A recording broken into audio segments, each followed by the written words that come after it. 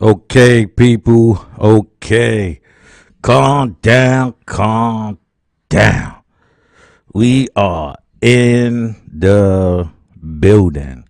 I don't know why that is not coming up. I thought I had put my other thing up, but it ain't come up. I don't know what it is. Nonetheless, we back. We back. I wanted to first start you off. As you can see, we got some herbals here. This is 50 Shades of Grape. Let me show you some of these buds here. All right. This is one of the buds right here. All right. I don't know if y'all can see that there. All right. All right. Let me get some out to roll. Okay. So nonetheless, we back. This is part 3. You know, this is part 3. I'm gonna have to download. Well, I already downloaded part 2, and I'm gonna re-upload it because of the fact that the audio is extremely low for me, and so I can imagine that is low for you. You know what I mean? So I'm gonna add some volume to my voice. I think I've been subconsciously, not delivering loudly. So we about to get into this. Oh, yeah, pardon me. Forgot to put up my banner. All right. So this is politics as usual. Wow. Oh, York Gritty with your boy Juice Warner. And don't forget to check out my book, Street Skelzy, Knock 'em Out the Box. And also you can go check out the apparel at Some Junkies on Spreadsheet if you want to lend your support. I do not have a Patreon account for... Well, I do have a Patreon account, but I don't utilize it. And I don't, you'll see me every once in a while, put up the, subscribe and all of that. But if you want this information, you're going to do that. If this information is valuable to you, you're going to want to stay in tune. So I'm not going to, solicit that from you. Even though they say that you should, but I won't. I'll let you decide whether or not you want to support. You know what I mean? So, let's go over here so we can get ready to bring up our part 3. Pardon me. I'm over here, like I said, getting my herbals ready. All right. Got my little, slicer and dicer of the flowers.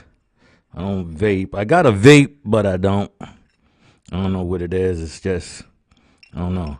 It gives me like a funny high. You know what I'm saying? So I don't indulge in it.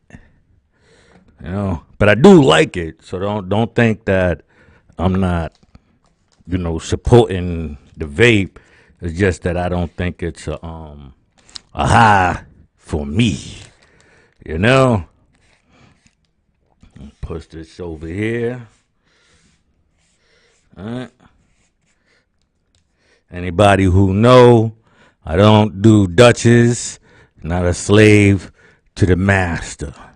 It's right here. I use blunt vills. They from, I believe, Nigeria and Nicaragua. Well, I know they're manufactured in Nicaragua.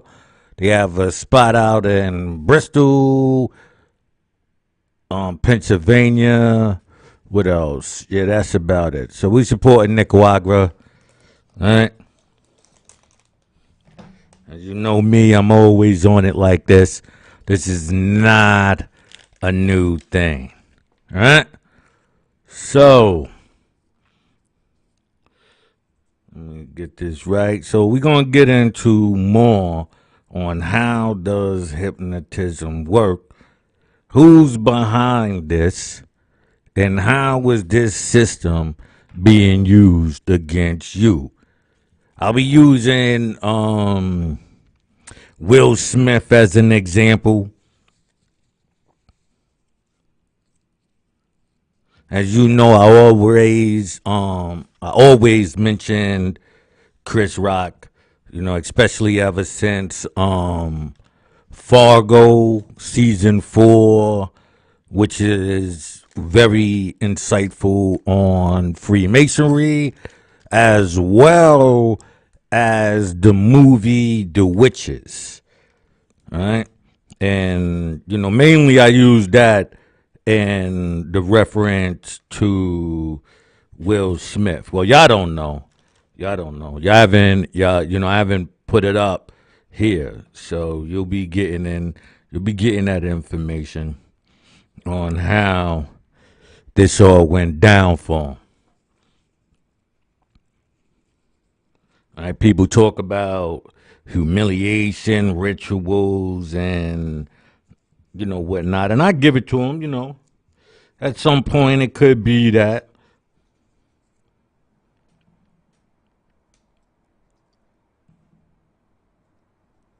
All right, but my job is to point out the devil in the room. All right, the one we've been looking at, but nobody understands the science of. All right, so let me push this back here for a second.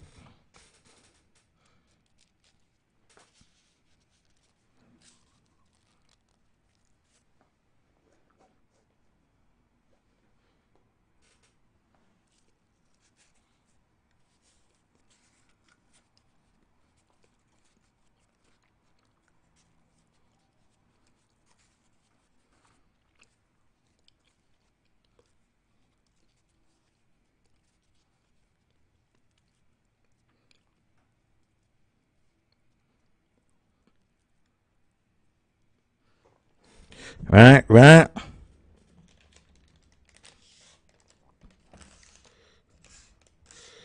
Pardon me, still got a few grams on the table here. All right. Throw you in the jar. As you already broke down, it won't be a problem next time. All right. Clean off the table here. We about to get into this, people. We about to get into this. I'm really hoping that this stuff becomes real valuable, because I do need some people in the long run. When this is all over, after you get the information, if it's valuable to you, then I will make approaches to see who wants to sit on the board for actions that needs to be taken and can be taken if you follow through. All right. So we got the climb going. We got like 13 minutes before our next break. So let's go into this right here. All right. Okay. Precursors. This is the main article on history of hypnosis. All right. So as you know, anything in the red, that's me either pointing out something to you, or it's in reference to a deeper part of it. So I'm going deeper into what the person is saying, in order to give you more insight on what is being said. So anytime you've seen the colors, Just know. Now you could go to Wikipedia or any of these places and look this stuff up yourself. It's not dominated. I'm not dominating this part of it. My books will be dealing with a whole different level of this. All right, so I can give this information away because I need you to have this information. Right? So it goes. People have been entering into hypnotic type trances for thousands of years. In many cultures and religions, it was regarded as a form of meditation. In our earliest records of a description of a hypnotic state can be found in the writings of Vincina, a Persian physician who wrote about trances in 1027. Modern day hypnosis, however, started in the late 18th century and was made popular by Franz Mesmer, a German physician who became known as the father of modern hypnotism. In fact, hypnosis used to be known as mesmerism, as it was named after Mesmer. Right? So as you can see right there, right?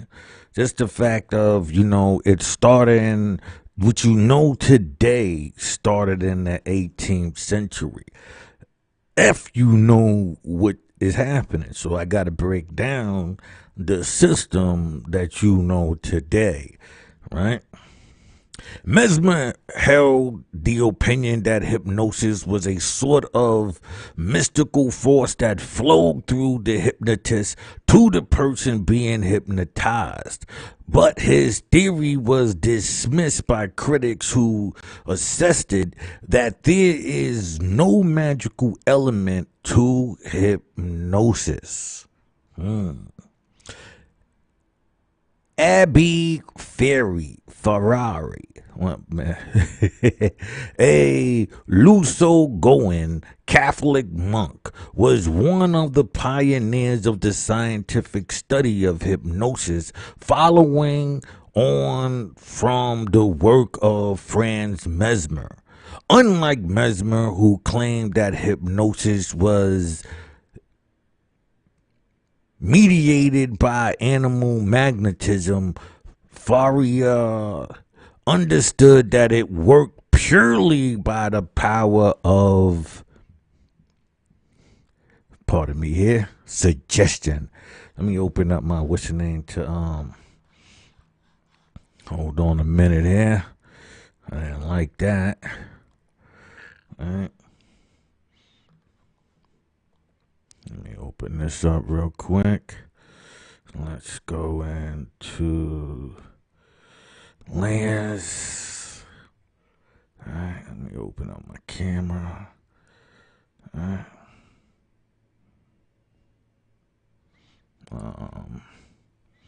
Let's see here. I don't know why I did that. Right.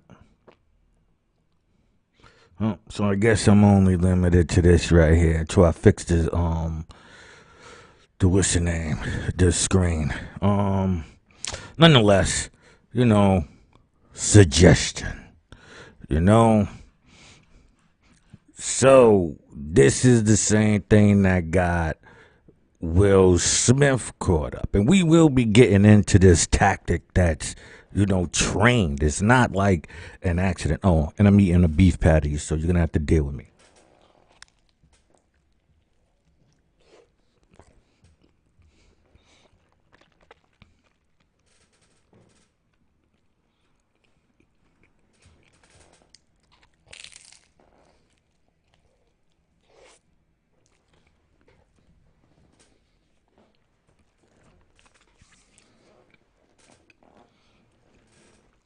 And my ruby red. I'm not a fan of this one, to be honest with you.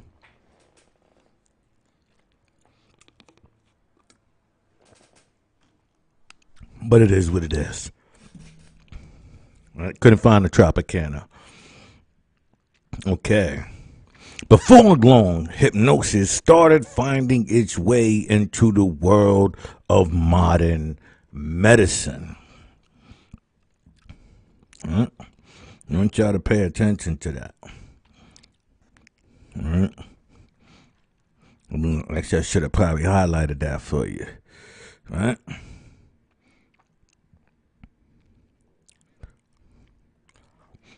In the world of modern medicine, the use of hypnosis in the medical field was made popular by surgeons and physicians like Elliot Thompson and James S. Daly, and researchers like James Braid, who helped to reveal the biological and physical benefits of hypnosis. According to his writing, Braid began to hear reports concerning various Oriental meditative practices. Soon after the release of his first publication on hypnosis, in 1843, he first discussed some of these Oriental practices in a series of articles entitled Magic, Mesmerism, Hypnosis, etc. Historically and physiological considered.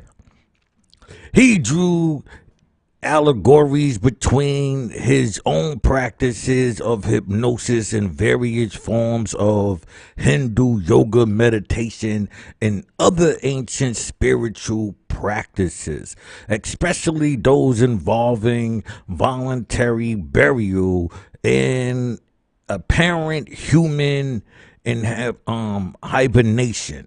Braid's interest in these practices stemmed from his study of the Dabistan, the school of, basically meaning the school of religion, an ancient Persian text describing a wide variety of Oriental religious rituals, beliefs, and practices.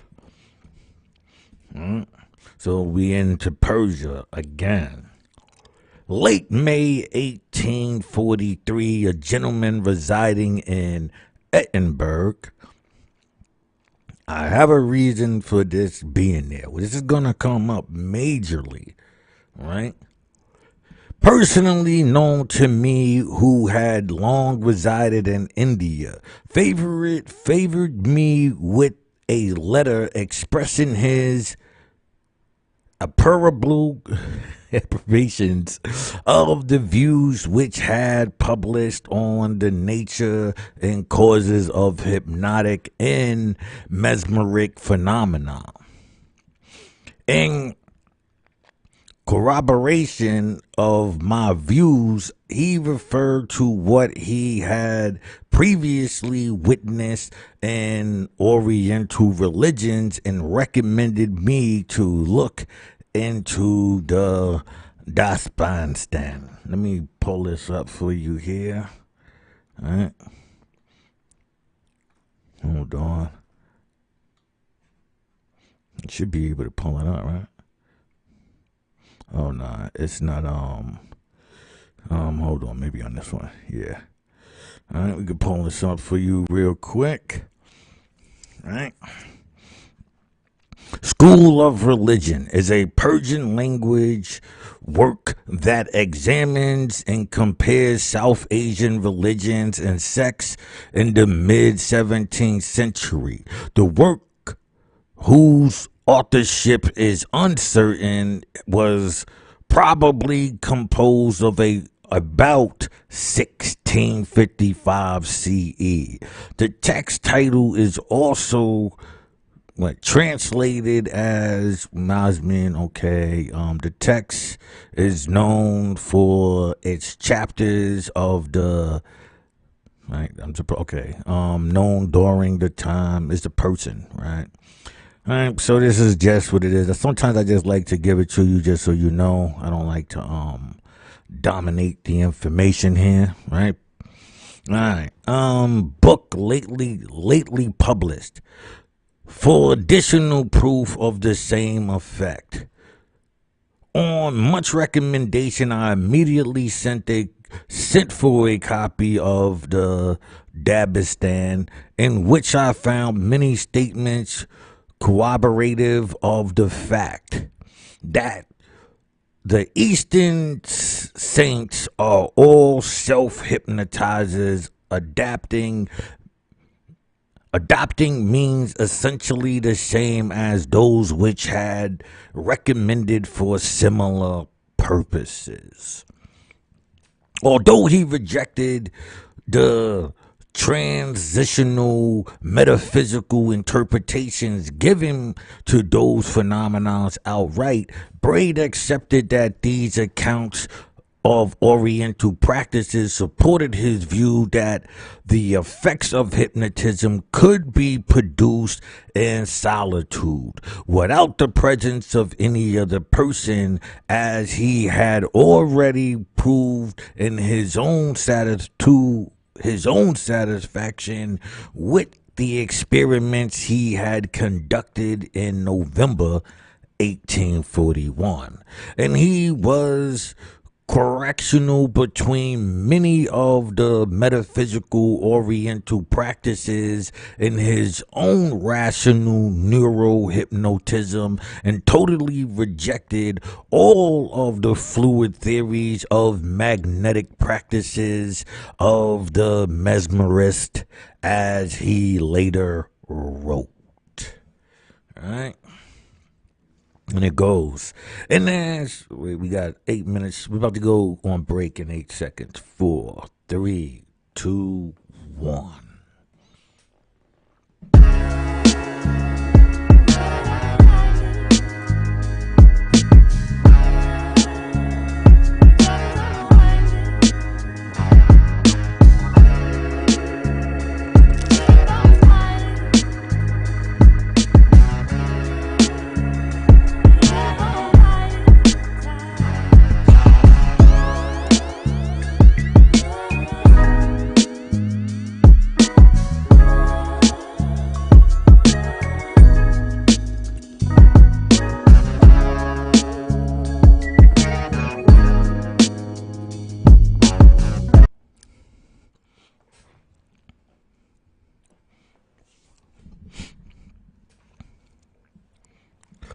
Right. So we are back in the building, people. All right. And last week, where we go, let's get back over to here. Well, let me give you a recap, right?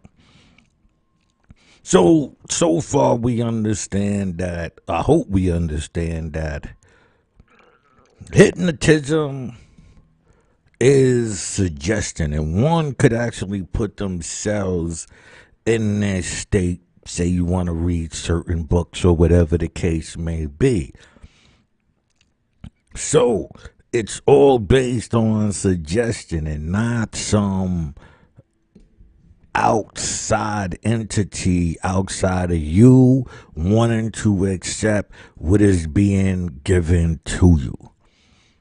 Right?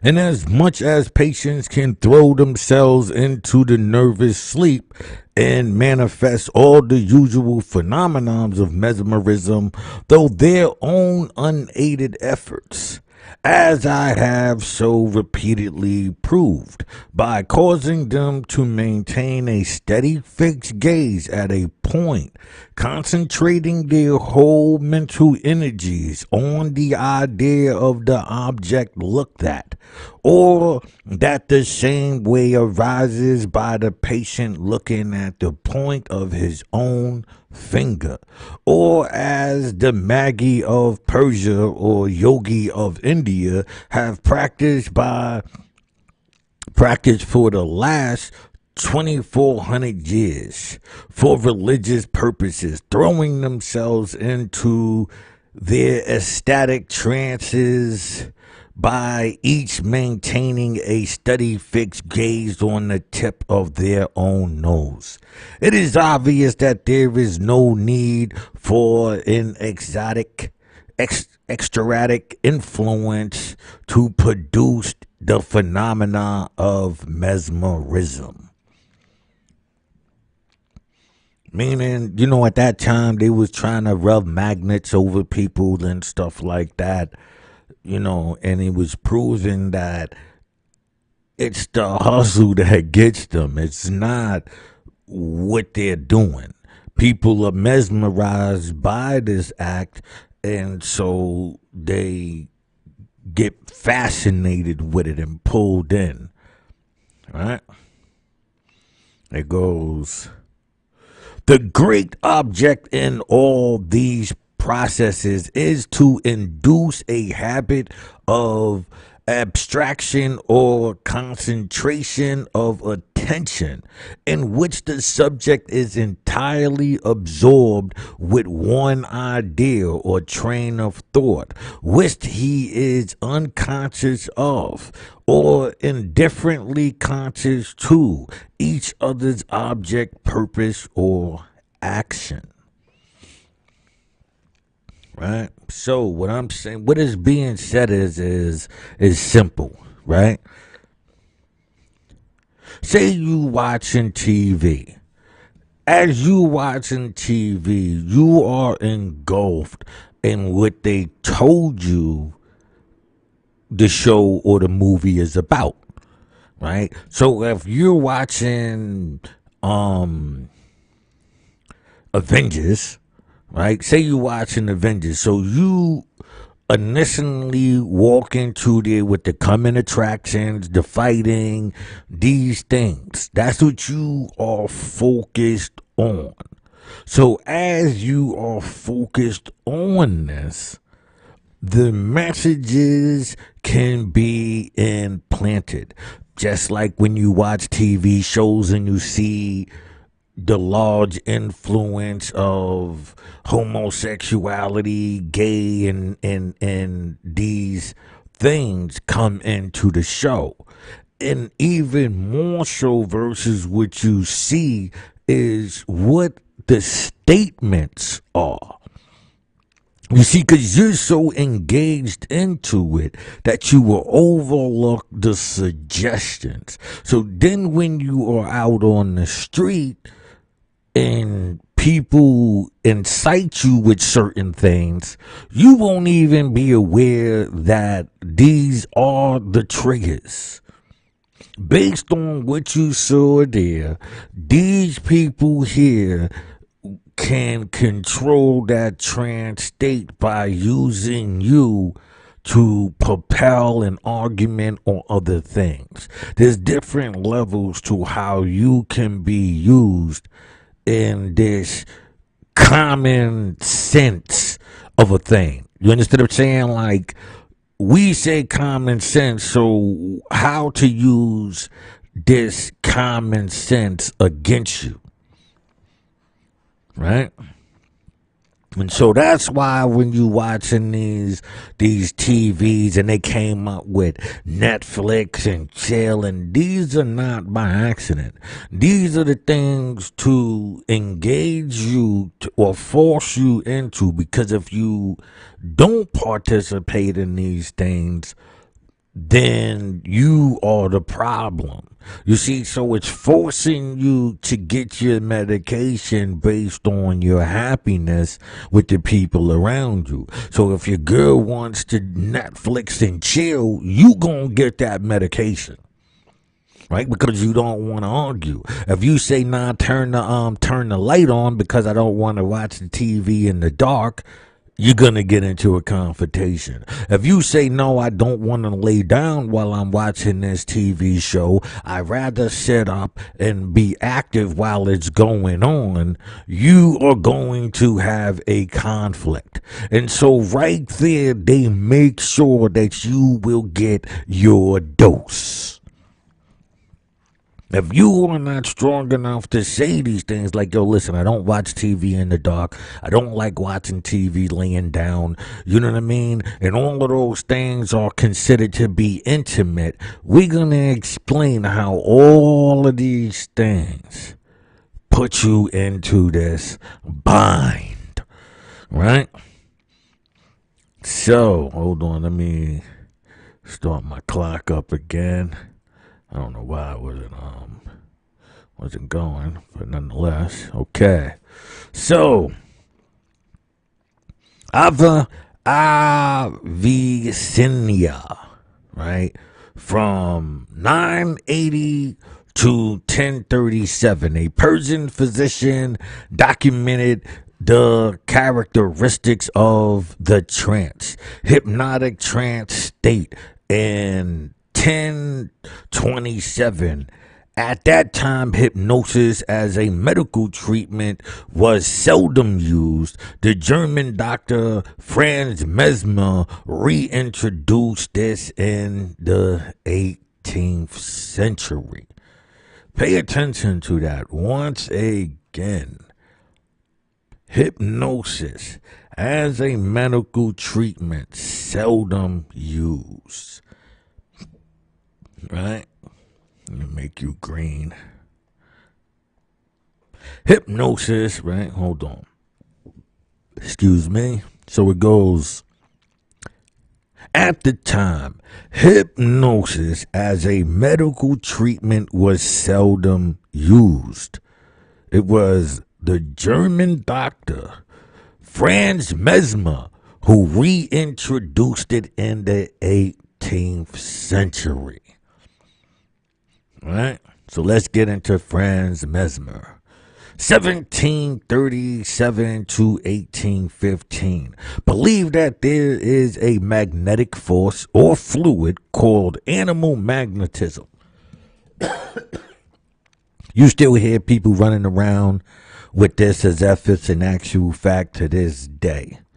You got that animal magnet attraction, and hey, this is where they got it from, right? Within the universe that influenced the health of humans, the health of the human body, he experimented with magnets to affect the fluid in order to produce healing, right? By around 1777, he had concluded that the same effects could be created by passing the hand in front of the subject's body, later referred to as making mesmeric passes. In 1784, at the request of King Louis XVI, 2 royal commissions on animal magnetism was specifically charged with separately investigating the claims made by one Charles D'Eslin, 1750 to 1786. He ain't lived that long, huh? Okay. A disaffected student of Mesmer for the existence of substantial rather than metaphysical, as Mesmer supposed, animal magnetism, la magnetism animal, and a similar physical magnetic fluid, la fluid magnétique. Among the investigators were the scientist Anton Lavesky, whatever, I ain't getting his name, an expert in electricity and territorial magnetism, Benjamin Franklin, and an expert in pain control, Joseph Ingres Gallatin. Goulet, whatever, you know. I'm not even getting into that. The commission investigated the practices of D'Eslin and Although they accepted without question that Mesmer's cures were indeed cures, they did not investigate whether or not Mesmer was the agent of those cures. It is significant that in their investigation of the Islam's procedures, they conducted a significant series of randomized controlled trials, the experimental protocols of which were designed by Lavie, whatever, including the application of both sham and genuine procedures, and significantly the first use of blindfolding of both the investigators and their subjects. From their investigations, both commissions concluded that there was no evidence of any kind to support the Islam claims for the substantial physical existence of either his supposed animal magnetism or his supposed magnetic fluid. In the process, they determined that all of the effects they had observed could be directly attributed, right, let me make sure we hear, attributed to the psychological rather than metaphysical agency, namely that all the experimentally observed phenomena could be directly attributed to contact, imagination, or imitation. Right? Eventually, Mesmer left Paris and went back to Vienna to practice mesmerism. I wanted to take the time to once again understand contact, imagination, and imitation. Somebody can put you in a position to go against your own benefits because they have put you under their spell. Especially if they're parasitic and they've attached themselves to everything about you. You know what I mean? So we're gonna get into that right now. We're gonna break down what all of this is saying. Right? James Braid. Alright, let's get into James Braid. James Braid upward and inward squint induction method as demonstrated by James Cotes in 1843 through 1933 and 1904. Okay, no, we're gonna get into that part, but like I said, you can see right here, I really wanted you to just see the see the eyes, see the contact right here. So you got the contact, you see the upward gaze, right? He got him there, but it's the contact that's making him go with it, right? That's the suggestion, and it's been proven, right?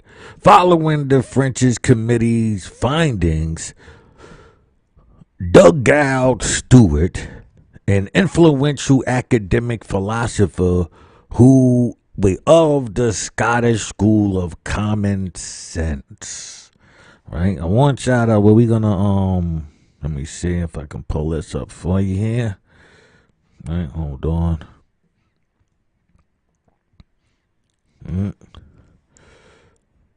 Scottish common sense realism. Scottish, right? Scottish common sense realism, also known as Scottish School of Common Sense, is a realist school of philosophy that originated in the idea of Scottish philosophies. Tom Reed, Adam Ferguson, James Bentley, and Dooley during the 18th century Scottish Enlightenment. Reed emphasized man's intimate ability to process common ideas and that the process is inherited and interdependent with judgment. Common sense, therefore, is the foundation of physical inquiry. Through best remembered for the opposition to be previous philosophies. Okay, Scottish common sense philosophy is influential and evident in the works of Thomas Jefferson in the late century American politics. All right. So let's go back here. We're going to get into that. That's going to play a major, major role in everything that I'm saying.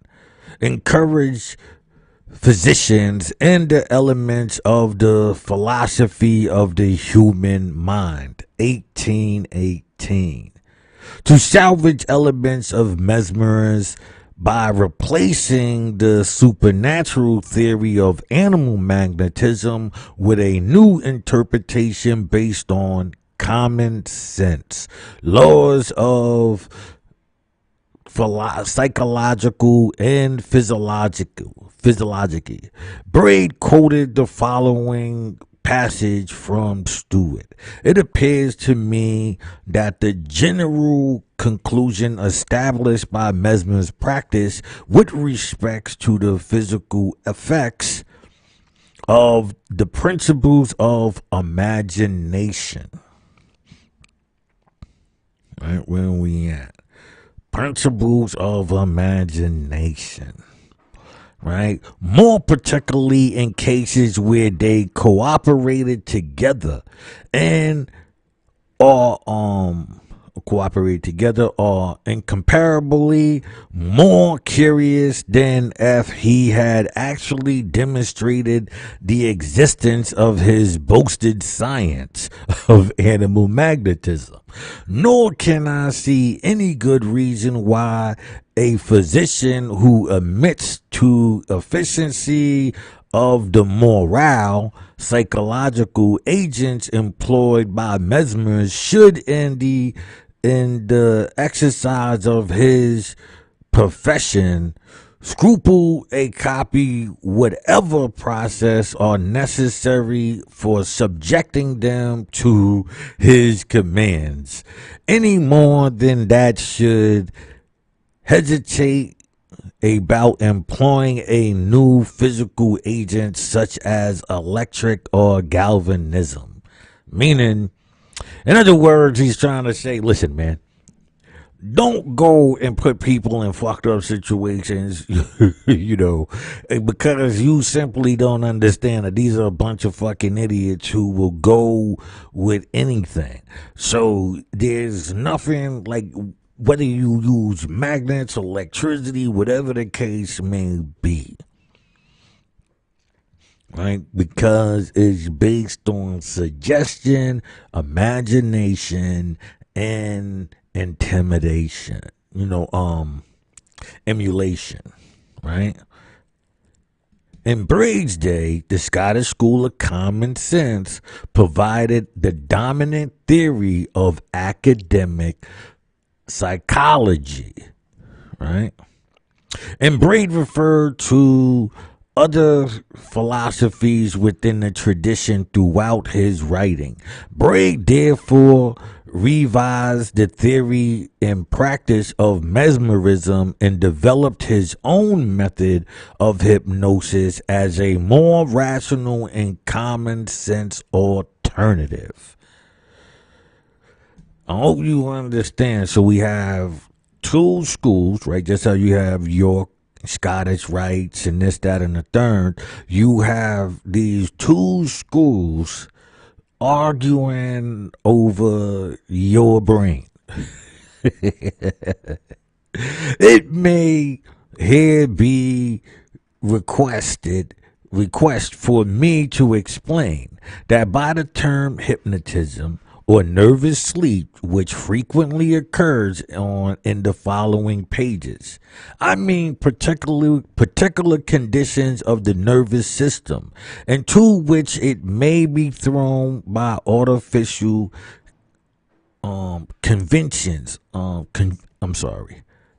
Right, and which differs in several respects for common sleep or the waking condition. I do not allege that this condition is induced through the transmissions of magnetic or occult influences. Now, I do disagree with the occult influences. Right? Let's go here. All right. And occult influences. I do agree with that. I mean, disagree. From the body into the patient. Right? Nor do I profess to my processions to produce a higher, i.e., supernatural phenomena of the mesmerist. My pretensions are of much more humble character, right? Much more humble character, and are all consistent with genuinely admitted principles of psychological and physiological science. Hypnotism might therefore not inaptly be designated rational mesmerism, in contradiction to the transitional mesmerism of the mesmerist. Despite toying with the name rational mesmerism, Braid ultimately chose to emphasize the unique aspect of his approach, carrying out normal experiments throughout his career in order to refute practice that evokes supernatural forces, and demonstrating instead the role of ordinary psychological and physiological processes such as suggestion and focused attention in producing the observed effect. Right here. As suggested and focused attention and the process of the observed effect. Understand. They understand you. They studying you. They know it already. You just not hip to the game. You just not hip. Braid worked very closely with his friend and ally, the intimate psychological professor Williams Benjamin Carpenter, an early neuropsychologist, right, who introduced the endomotor reflex theory and of suggestion, right? Okay, I got 2 minutes. So inside this, right, I'm gonna actually get into that. So we're gonna come back into that. Carpenter had observed instances of expectations and imagination apparently influencing involuntary muscle movement. A classic example of the endomotor principle in action is the so-called Chevreul pendulum, named after Michael Eugene Chevreul. Chevreul claimed that diversity were made to swing by unconscious muscle movements brought about by focused concentration alone. And like I said, we can use 3-card Monty as this example. Finger, pointing at the card, your focus, you listening to what he's saying versus doing what the task is.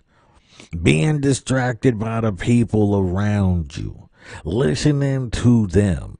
So when you see three-card Monty is a very low scale of the tactic and whole. So if you take three-card Monty and you understand it, right? You understand the players, you understand the hustle and the scheme. Then you take that and you say there's a union that's all over, all of these places, and they're working together to do the same thing.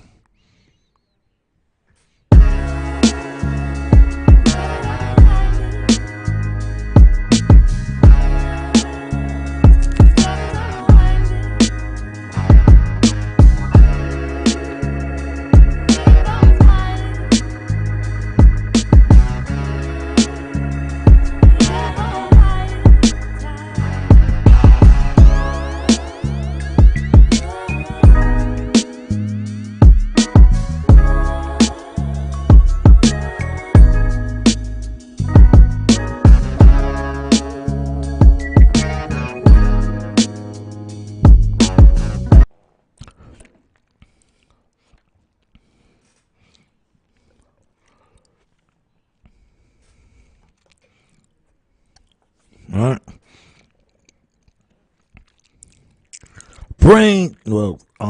My fault. We just came back. So I'm about to get back over into this whole system, right? So I'm trying to break down using of the criminal. The government employs the criminal. And the criminal doesn't even know he's being employed until he's at a certain ranking. Now, his job is to give certain people a hard time. Whether it's the neighborhood that you're trying to take over for gentrification or whatever. To utilize these people, like the youth or whatever, and put them in situations for things to move. And we got adults too. This is a system, right? And so it's going to sound like I'm reaching right now, right? Until you understand. Once you see the whole clarity of it, you're going to be like, oh shit, they've been running game on us. Yeah, they've been running game on us. So this is me exposing the game, right? Let's slide back over here. Right?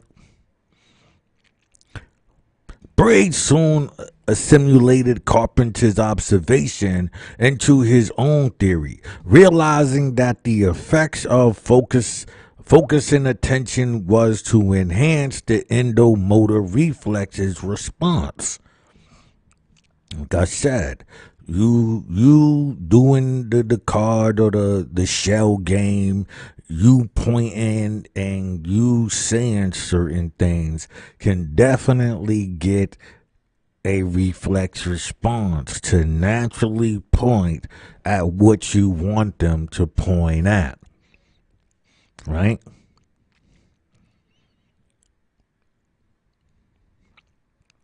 Braid extended Carpenter's theory to encompass the influence of the mind upon the body more generally, beyond the muscle system, and therefore referred to the endodynamic response and coined the term physiology, to refer to the study of general mind-body interaction. All right. So now, remember, this is all from the 1800s.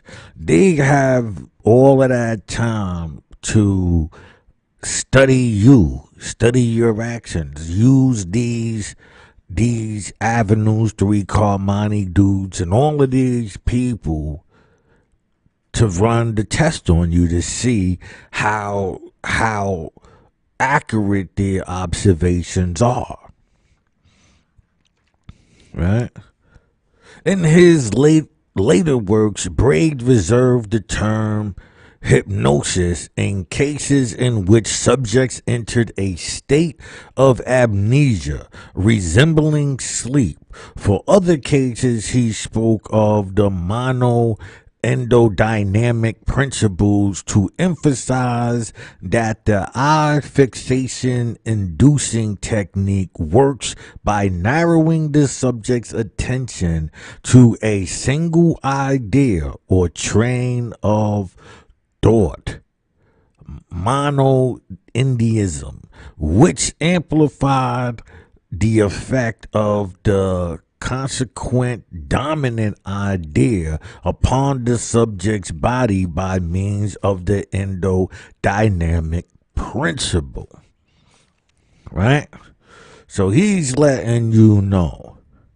In the late works, Braid reserved the term hypnosis. Right? Right? In cases in which the subject entered a state of amnesia resembling sleep. Right? That's hypnosis. In other cases, he spoke of a endodynamic principle to emphasize the eye fixation inducing technique worked by narrowing the subject's attention to a single idea or thought. Right? To a single idea or train of thought. So to be mesmerized, hypnosis is when you see, certain trance states, but you get into those trance states through mesmerism. Right? Because it's attention, a single idea or train of thought. You mesmerized by that. Monotheism, which amplifies the effect of the consequent dominant idea upon the subject's body by means of endodynamic principles. So when we talk about Will Smith and these type of things, this is what, is the reference to, right? Let's see here. Hold on a minute. All right. Try to see if I can pull this up a bit more. All right, okay. Right, there we go. Okay, hysteria versus suggestion. Understand what this is being said here, people. Understand, all right? Understand what's being said here. For several decades, Braid's work became more influential abroad than in his own country, except for a handful of followers, most notably Dr. John Melvin Bramwell. The neurologist Dr. George Miller Braid took Braid's theory to America. Meanwhile, his works were translated into German, right, by Terry, professor of psychology, Jena University, right, at the professor of psychology at Jena University, and Albert Moll subsequently continued German research. Okay, you need to understand this. These are the things, when we think about World War II and stuff like that. That's the reason why I keep pointing out, certain things. At least when it comes to the German aspect of it, at you again right there, right? Publishings of Hypnosis in 1889. France became the focal point of the study of Braid's ideas after the intimate neurologist James, Eugene Asman translated Braid's latest manuscript on hypnosis in 1860 into French and presented Braid's research to the French Academy of Science. At the request of Azam, Paul Broco, and others, the French Academy of Science, which has investigated mesmerism in 1884, examines Braid's writings shortly after his death. Right? French Academy of Science, which had investigated mesmerism when 1784, right? Azam enthusiasm for hypnotism influenced, right? Whatever, a country doctor, discovered, right? Popular groups, hypnotherapy clinics, and subsequently became an influential hypnotist. Hypnosis, right? The study of hypnotism subsequently resolved around the fierce debate between Coquet, the two most influential figures in the late 19th century hypnotism. Right? Operated a clinic in a hospital, thus known as the Paris School or the school, right? While Brigham had a clinic in Nancy, known as the Nancy School, right? Let's hold on.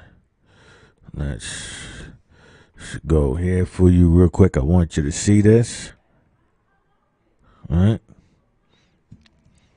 Nancy School. All right, so we're going to get into this. I'm just letting you see, what we have up here. Trust me, this is very deep and plays a very important role in everything that's being said. All right, so I'm not going to get into that because it's really a big thing. So as we go on, these will be the things that we go back into. Because it will come back up. So you don't have to worry about it. It's not like it's going to be something said and forgotten. Right? Who was I'm just giving you the heads up so you can even take the time to go, look at it yourself until I get to it. You know what I mean? Who was influenced more by the mesmerists, argued that hypnotism was an abnormal state of nervous functioning found only in certain hysterical women. Right? Okay, pay attention to what's being said here. Right? Abnormal, right? It goes known. Also was influenced more by the mesmerist, right? See how there's two arguments. There's two different argued that hypnotism was abnormal state of nervous function found in certain hysterical women. All right? Put that there. Okay. He claimed that it manifested in a series of physical reactions that could be divided into distinct stages. Right? He claimed that it manifested in a series of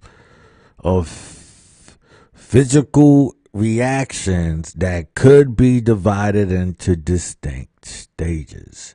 Let me make you red. Okay. Argued that anyone could be hypnotized, that it was that it was an extension of normal psychological functioning, and that its effects were due to suggestion. Right? Okay. After decades of debates, Bernheim views dominated, right? Church's theory is now just a historical curiosity, right? Okay. Pierre Janet. This is 1859 to 1947.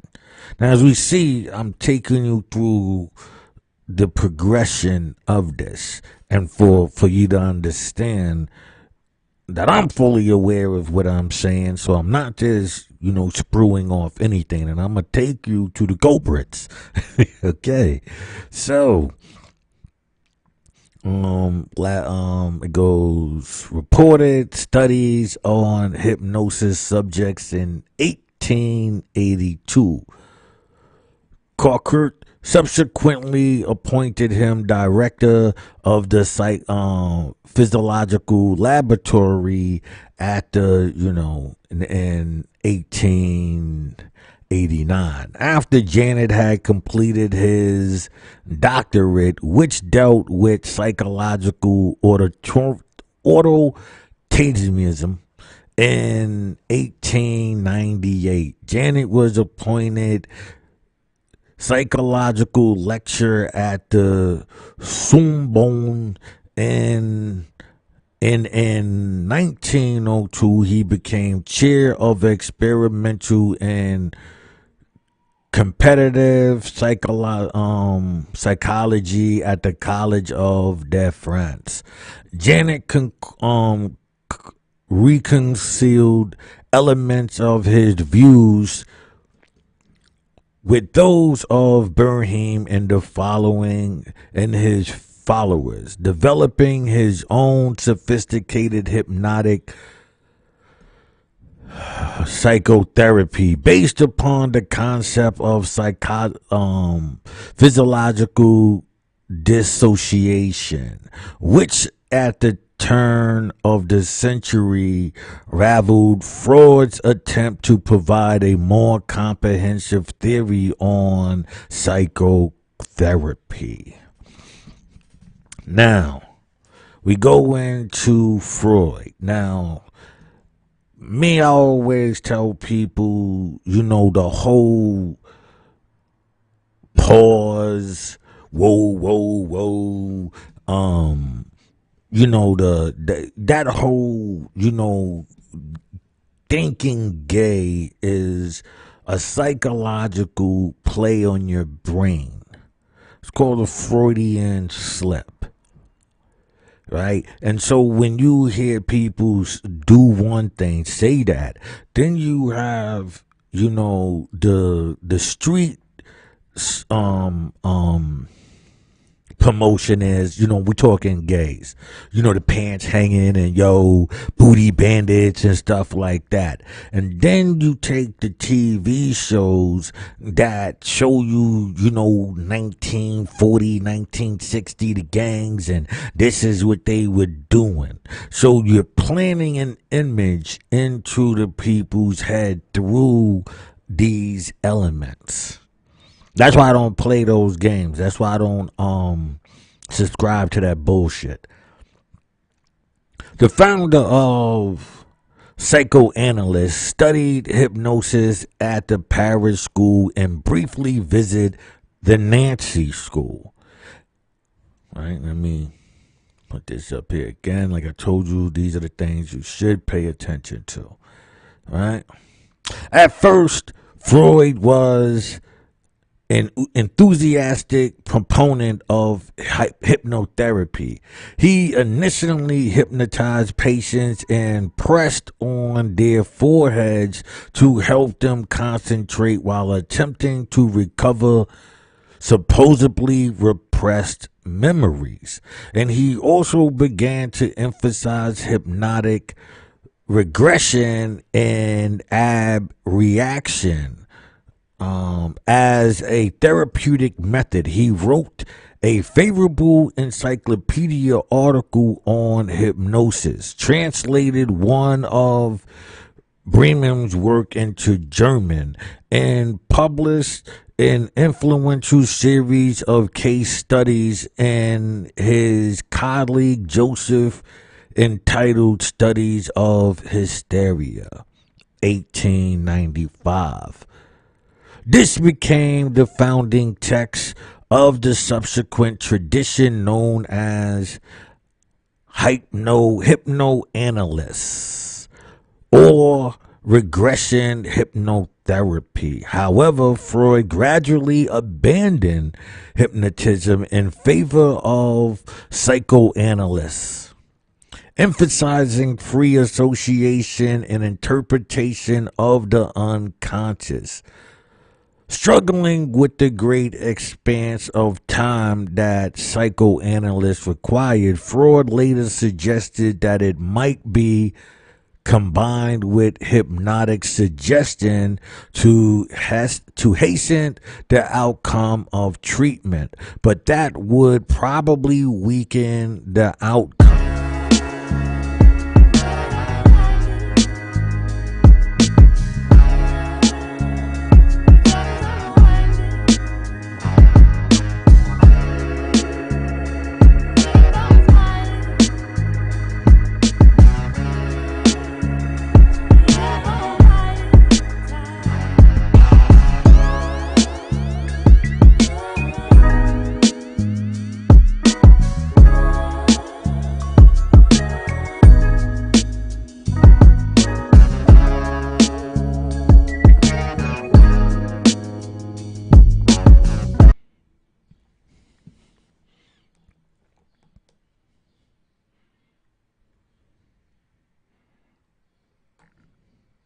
Okay.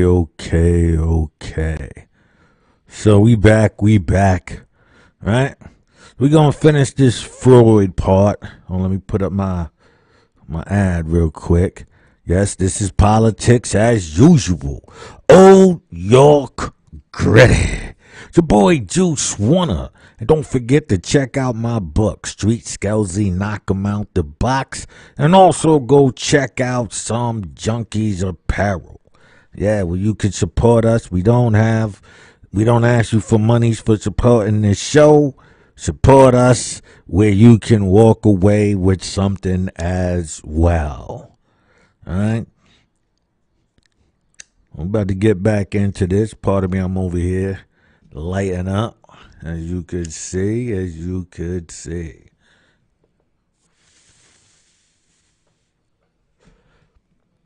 All right. Okay, so we back inside here, and this is what we'll do. So we're at Freud later suggested that it might be combined with hypnotic suggestion and hasten the outcome of treatment, but that this would probably weaken the outcome. It is very probable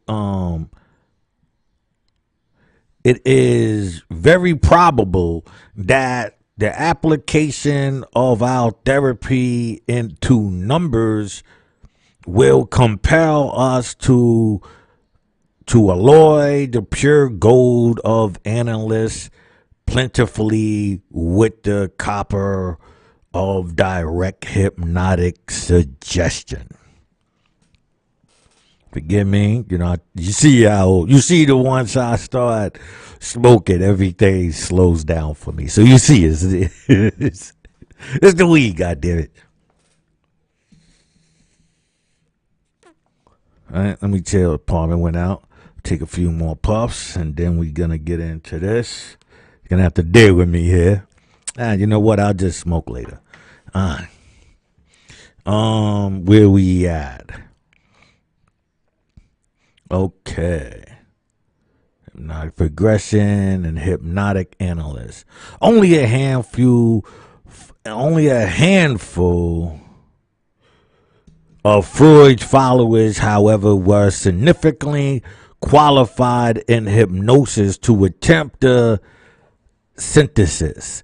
Their work had a limited influence on the hypnotherapeutic approaches now known variously as hypnotic aggression, hypnotic progression, and hypnotic analysts. Okay. Emil Cool. I hope I'm saying his name right. All right. 1857 to 1926. Assisted embryos, August, whatever, for around 2 years at Nancy. After practicing for several months employing the hypnosis of, right, at Nancy school, he abandoned their approach altogether.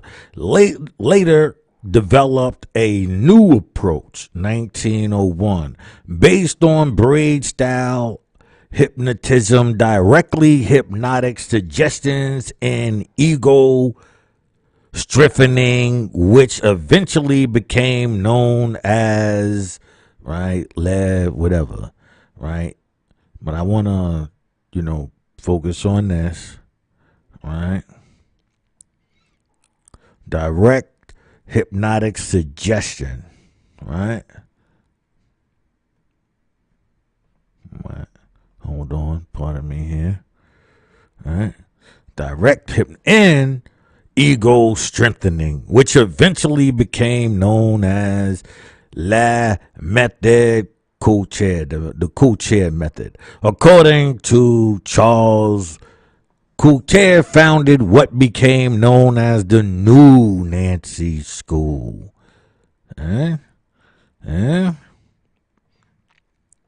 loose collaboration of practitioners who taught and promoted his views. Coulter methods did not emphasize sleep or deep relaxation, but instead focused upon autosuggestion, involving a specific series of suggestion tests. Although Cool argued that he was no longer using hypnosis, followers such as Charles, right, viewed his approach as a form of light self-hypnosis. Coulter's method became a renowned self-help and psychotherapy technique, which contrasted the psychoanalytic and prefigured self-hypnosis of cognitive therapy. My fault. All right. So, as you can see in each one of these, you have followers. So a lot of times when we are dealing with a certain group of people, right, even in our own community, they are presenting the person that they are following behind. That's why you'll hear animal magnetism. Like, these are things that crept into our environment based on these, cults, followers. You know what I mean? Like, so you got to be careful. And if you not hip to what's going on, you won't know these people who are introducing this stuff into your world. All right? Okay. Clark L. Hull. The next major development came from behavioral psychology and American University research. Clark L. Hall, 1884 to 1952. An intimate American psychologist published the first major completion of laboratory studies of hypnosis and suggestibility. Right? Let's light you up. Right? Published the first major completion of laboratory studies of hypnosis. Right? I want y'all to see these things. All right. Let me see something. Hold on. I could probably make this lighter for you. All right. All right. Okay. So here we go. In which he provided proved that hypnosis and sleep had nothing in common. Hall published many quantitative findings from hypnosis and suggestion experiments and encouraged research by mainstream psychologists. Whole behavioral psychology interpretation of hypnosis, emphasizing conditions, reflexes, reviled the Freudian philosophy dynamic interpretation, which emphasized unconscious transference. All right.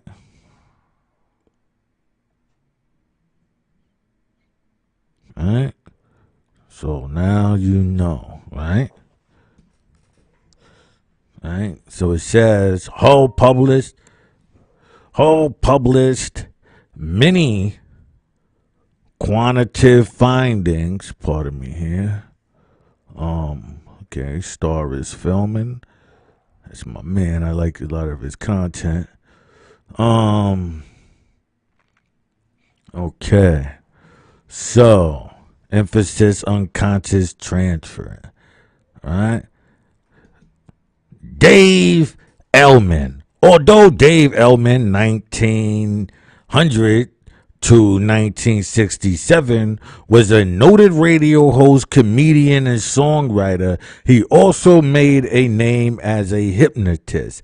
He led many courses for physicians in the 19th and in 1964 wrote a book, Finding in Hypnosis, later to be retitled Hypnotherapy, published by Westwood Publishing. Perhaps the most well-known aspect of Elm's legacy is his method of induction, which was originally fashioned for speed work and later adapted for the use of medical professionals. All right. Milton Erickson, 1901 to 1980. In the finding presented of the American Society of Clinical Hypnosis and a fellow of the American Psychiatric Association, right? All of these, was one of the most influential post-war hypnotherapists. He wrote several books and journals, articles on the subject. During the 1960s, Erickson popularized a new branch of hypnotherapy known as Erickson therapy, characterized primarily by indirect suggestion, right? Metaphor, actually, analogies, confusion technique, and double bind to place in place of formal hypnotic induction. However, the difference between Erickson's method and traditional hypnosis led countercomperies such as to question whether he was practicing hypnosis at all, and his approach remained in question. Right? So, pardon me here. Right? So, what we have here, this is when you start getting juicy. Right? Because Milton Erickson in 1901 to 1980, the founding president of the American Society of Clinical Hypnosis, right? We need to pay attention to the areas that this is in, right? So I might not always get, psychology, psychiatric and psychological and psychopathological association. See, I could, if I take the time, but for the sake of argument, just learn these words. I might not be saying them all because they all start being jumbled in. You know what I mean? And for the sake of you, understand this system that is being placed on a hustle. There's a whole system through the government that's set up through a hustle. One was the most influential post-war hypnotherapist. He wrote several books and journals, articles on the subject. During the 1960s, Erickson popularized a new branch of hypnotherapy known as Ericksonian therapy, characterized primarily by indirect suggestion, metaphor, actual analogies, right? Confusion techniques, and double binds. Let's go into double binds. So we're going to pull this up. Even though we're going to get into this. Hold on. All right. Hold on a minute, my fault.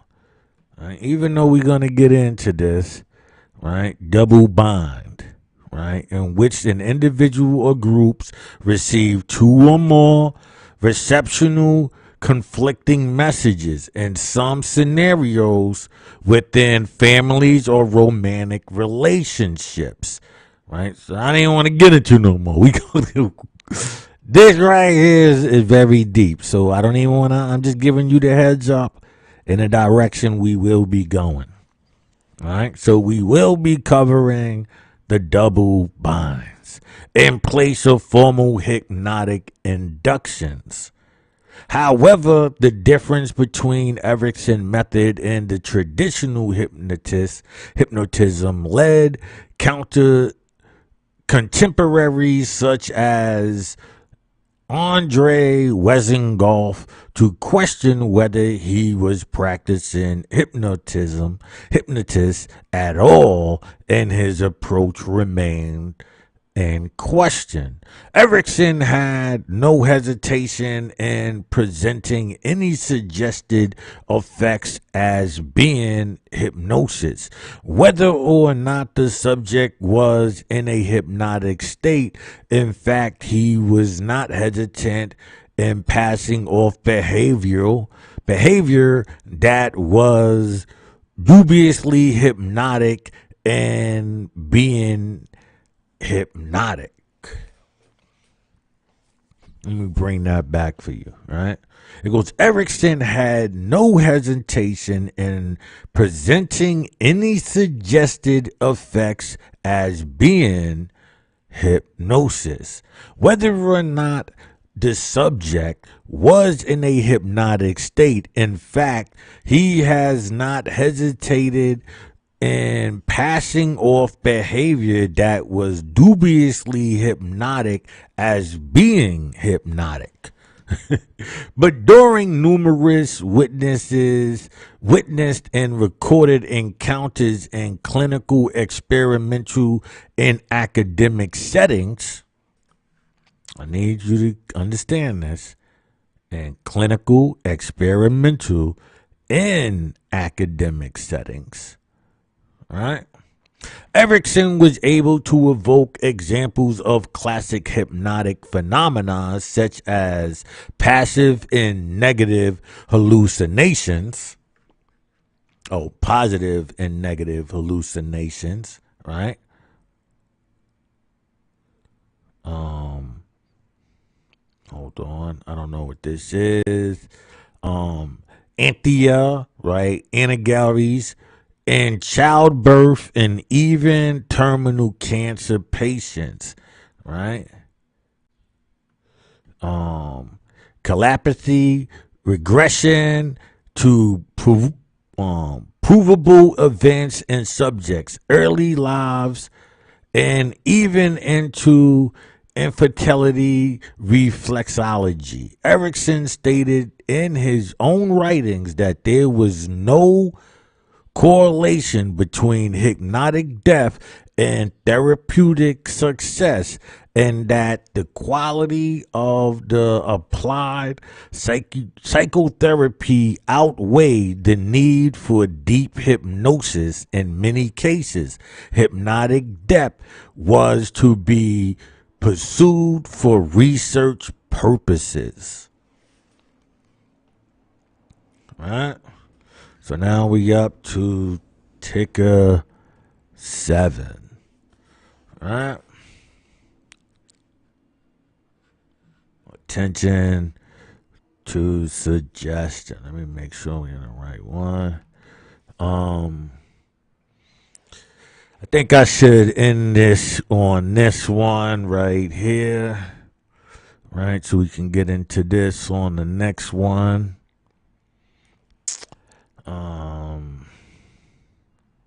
I'm thinking, should we end it here? Right? Cognitive behavioral. Right? I think we'll end it off on this right here. All right, people. Hold on. Let me take you out of here. All right. Let me, all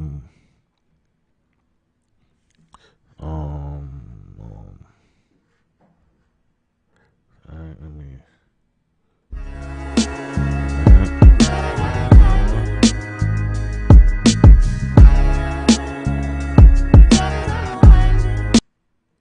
All right, so we in here.